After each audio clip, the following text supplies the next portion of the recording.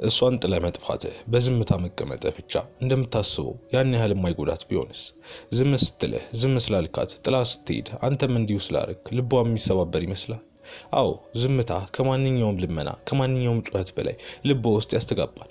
አዎ ዝምታ ራሷን እንድትጠራጠር ዋጋህን መልሳ እንድታጤን ያደርጋታል። ነገር ግን ይህ ብቻ በቂ አይደለም። አየህ ብዙ ሴቶች አስቀድመው አይተውታል። ይህ ሊሆን እንደሚችል አውቀውታል። ገና አንተን ጥላ ለመሄድ ከማሰቧ ከወራት በፊት እንዲህ አይነት ነገር ሊፈጠር እንደሚችል መገመቱ አይቀርም። ያኔ አንተ ምንም ሐሳቡ በሌለህ ጊዜ ደስተኛ በሆንክበት ጊዜ ከዚህ በኋላ ምንም አይፈጠርም ብለህ ሙሉ ለሙሉ ፍቅር ውስጥ በነበርክበት ጊዜ ያኔ እሷ መውጫዋን እያሰበች ነበር። አንተን ጥላ ለመሄድ እያጤነች ነበር። አመንክም አላመንክም አንድ ሴት ከመሬት ተነሳ ጥላ አትሄድም። በአንድ ቀን የማድረግ አቅሙ የላትም። ይልቁንም ከወራት በፊት አስቀድማ አስባበታለች። አንተ ምንም ሐሳቡ ሳይኖርህ ኦሬዲ ጥላህ ለመሄድ ወስናለች። ታዲያ አሁን ጥላህ ከሄደች በኋላ እንድትለምናት ብትጠብቅም በዝምታ ልትቀጣት እንደምትችልም በትንሹም ቢሆን ትገምታለች። አየህ ዝምታ ከምንም ነገር በላይ ቢጮህባት ከምንም ነገር በላይ ቢያስጨንቃት አቅሏን ስቶ ቢያሳብዳትም ኢጓን ሰባብሮ ለመጣል ዝምታ ብቻ በቂ አይደለም። እዚህ ያለው ታማኝ ስለነበርክ ነው። ሁሉም ነገርህን ሰጣሃት። ጊዜህን፣ ጉልበትህን፣ ትኩረትህን ከምንም በላይ ደግሞ ልብህን ሰጣሃት።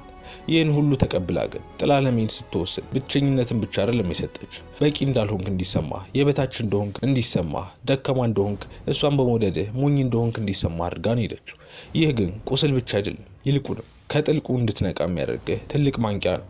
አየህ አሁን እየናፈቀች ያለችው እሷ አይደለችም። ህመምን ሳትረዳ ዞር ብላ ሳታይህ ጥላ ለመሄድ የወሰነችን ሴት እንዴት ትናፍቃታለህ? ነገር ግን የናፈቀህ በአእምሮ ውስጥ የሳልካት እሷ ናት። ትክክለኛ ቃላትን የነገረች፣ ነፍስህን የነካችው፣ ወደፊት እንደሚኖራችሁ እርግጠኛ ያደረገች ያቺ ፐርፌክት ሴት በምናብህ ያለች ውስጣዊ ፍላጎትን የሳልክባት ናት። ይህ ሁሉ ውስጣዊ ምኞትህን፣ ትልቅ የሆነ ጉዳትህን ያቺ ወደድካት ጥላ የሄደችው ሴት ላይ ትጭኗለህ። በመጨረሻም የምታይ ሴት፣ በመጨረሻም የምትወድ ሴት፣ በመጨረሻም ጥላኝ የማትሄድ ከሌሎች የተለየች ሴት አገኘው ብለህ ታስባለህ። ግን እስኪ ልጠይቅህ፣ ከዛስ ምን አረገች? ካለምንም ምክንያት ጥላ ሄደች? እንድትለምናትና እንድትለማመጣት ለማድረግ ሞከረች። ራሷን እንደተበዳይ እንደተጠቂ አድርጋ ለማቅረብ ሞከረች። አንተ ገና ልብህ እየደማ ጥላ ወደ ሌላ ወንድ ሄደች። ይህ ፍቅር አይደለም። ይህ ታማኝነት አይደለም። ይህ ኢጎ ነው። እናም አንተ የበፊት ቻታችሁን እያነበብክ በፊት ያሳለፋችሁትን እያስታወስክ ከሆነ ፓወሩን እየሰጣሃት ነው። አሁን ላይ የማይገባት ቦታ እያስቀምጥካት ነው። አየህ ሁሉ ነገር የሚያልቀው የአንተ አይምሮ ላይ ነው። እንድትቆጣጠርህ ኃይል የምትሰጣት አንተ ራስህ ነው። አንድ ያንን ማድረግ ያቆምክለት ግን በፊትህ ተንኮታኩታ ስትወድቅ ታያታለህ። ምን ሆኜ ነው ይህን ያህል የተጣበቅኩባት ብለህ ራስህን እስከ መጠየቅ ደርሳለህ። ነገር ግን አሁንም እንደማትገኝ አይነት እንደተለየች አይነት ሴት አድርገህ የምታስባት ከሆነ አሸናፊዋ እሷ ናት። እዚህ ጋር አንድ ማወቅ ያለብህ እውነታ አለ። ምንጊዜም የእሷ ሀሳብ ሲመጣልህ ልክ ስትናፍቅህ ይህንን እንድታስታውስ ፈልጋለሁ። እሷ የተለየች አይደለችም። የተለየች ያደረጋት የአንተ አይምሮ ብቻ ነው። አውቃለሁ ላይመስልህ ይችላል። ነገር ግን ብዙ ወንዶች እንዳየሰው ልንገርህ፣ እስካሁን ያየኋቸው ፍቅር ውስጥ ያሉ ወንዶች በሙሉ አብራቸው ያለችው ሴት የተለየች እንደሆነች ነው የሚያስቡት። እኔም ጭምር የሆነ ጊዜ ላይ እንደዛ አስብ ነበር። ከዛ ግን ምን እንዳነቀኝ ታውቃለህ? ሁሉም ወንድ እንደዛ ማሰቡ እኔም ከኔ ጋር ያለችው የተለየች እንደሆነች አስባለሁ። አንተም እንደዛው፣ ሌሎችም ወንዶች እንደዛው። ይህ ደግሞ የማይሆን ነገር ነው። ስለዚህ ምንድነው እየተፈጠረ ያለው ካልከኝ ቅድም ነግሬሃለሁ።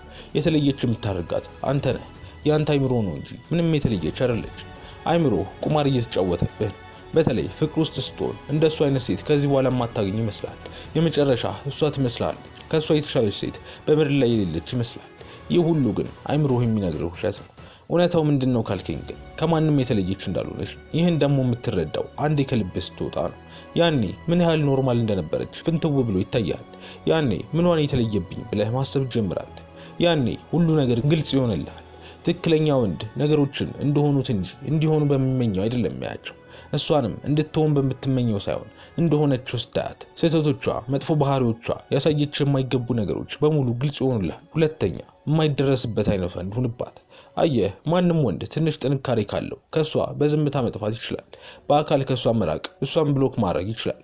ነገር ግን የምር ኢጓን መሰባበር የምትፈልግ ከሆነ ጨዋታው በዛ ያበቃ። ከዚህም መጥለቅ አለብህ። ከዚህ የሚበልጥ የማትደርስበት ልትነካው የማትችለው አይነት ወንድ ልትሆን ይገባል። ነገር ግን የማትነካው ለጣቶቿ ብቻ ሳይሆን አንተ ላይ ለምታሳድረው ተጽዕኖም ጭምር ነው። ያ ማለት ምንም አይነት ስሜትን እንድታይባት አትፈቅድላትም። ለሷ ብለህ የምትፖስተው ፖስት፣ የምታደርገው ስቶሪ የለም። ይሰማታል ብለህ የምታደርገው አባባል የለም። የድንገት አስመስለህ የምትልክላት ቴክስት የለም። እባክሽ አዲስ ሰው ሆኛለሁ ተለውጫለሁ ብለህ ለማሳየት የምትሞክረው ነገር የለም። ምክንያቱም አሁንም ድረስ ስለሷ ኬር እንደምታረግ ካወቀች አሁንም ድረስ በቁጥጥሯ ስር እንዳለ ታስባለች። ያኔ ደግሞ ኃይልህን ታጠዋለህ። ለዚህ ነው መቼም ስሜትህ እንዲቆጣጠርህ መፍቀድ የለብህ። ምክንያቱም አድርገው ይልሃል፣ አንዳንዴ አያስቀምጥህም። ነገር ግን ስቶይክ የሆነ ወንድ በእንደዚህ አይነት ጨዋታ የሚሸነፍ አይደለም። በእነዚህ ነገሮች የማይነቃነቅ ይህን ከማድረግ ይልቅ እንዴት ነው ከሷ ራሴን ሙሉ ለሙሉ መለየት የምችለው ብሎ ያስባል። ምክንያቱም እሷ እየሞከረች ያለችው ቤትህ ለመግባት ወይ ስልክ ውስጥ ለመቀመጥ አይደለም። ይልቁንም አእምሮ ውስጥ ገብታ የአእምሮ ሰላምን ለማሳጣት ነው። ሌላ ማወቅ ያለብህ ነገር ደግሞ ሴቶች ትኩረትን ስለሚፈልጉ ግዴለሽነትን በጣም ይጠሉታል። ካንተ ምንም አይነት ሪአክሽን ትፈልጋለች። ብቻ የሆነ አይነት ስሜት አሳያት እንጂ ጥሩ ይሁን መጥፎ ግድ አይሰጣትም። ዋናው ነገር ስለኔ እያሰበ ነው ወይ፣ ስሜቱን መቆጣጠር ይችላል ወይ የሚለው ነው። ከዛ ግን ዝምታን ከስሜት መጥፋት ጋር ቀላቅለህ ስትሰጣት ያኔ የእሷ ስቃይ ይጀምራል። ያኔ ኢጓ መሰባበር ይጀምራል። ይህ የሚሆነው ከህይወቷ ስጠፋ ብቻ አይደለም። ይልቁንም ስለሷ ኬር ማድረግ ስታቆም፣ የማትነካው የማትደርስበት አይነት ወንድ ስትሆን፣ የማትደርስበት ማለት ምን እያሰበ እንደሆነ ምን ፕላን እያደረገ እንደሆነ በፍጹም የማታውቀው አይነት ወንድ ማለት ነው። ይህ ደግሞ ማግኔቲክ ነው። ልክ እንደ ማግኔት ወደ አንተ ይስባታል። ጥያቄ ትሆንባታል። ይህ ጥያቄ ደግሞ ዝም ብሎ እንዳይመስልህ፣ ይልቁንም ሌሊት የማያስተኛት አይነት ጥያቄ ነው። የማትገመት ትሆንባታለህ። ይህ ደግሞ ያስደነግጣታል። ሶስተኛ ባዶነትን ልመድ። ብዙ ወንዶች ብቸኝነትን ይፈሩታል። እሷ እስክትጸጸት እስክትመለስ እንደ መጠባበቂያ ነው የሚያዩት። ይህ ግን ትዕግስት የሚመስል ደካማነት ነው። ስቶይክ የሆነ ወንድ ግን በፍጹም ከብቸኝነት አይሮጥም፣ አይፈራውም። ይልቁንም ይቀበለዋል። ልክ እንደ አውሬ ያላምደዋል። እዚህ ብቸኝነትና ባዶነት ውስጥ ነው ትክክለኛ ለውጥ የሚጀምረው። በውጥንቅጥ ውስጥ፣ በጭቅጭቅ ውስጥ፣ ፌክ በሆነ ቅርበት ውስጥ አይደለም። ይልቁንም በዝምታ ውስጥ ነው። ምንም ረብሻ በሌለበት ውስጥ ነው። በባዶነት ውስጥ የደማውን የቆሰለውን ራስን ታገኘዋለህ። እንደገና መገንባትና እንደገና መታደስ፣ እንደገና መዳን የሚያስፈልገውን እሷ በፍጹም ያልተረዳችውን ራስን በዛ ጨለማ ውስጥ ታገኘዋለህ።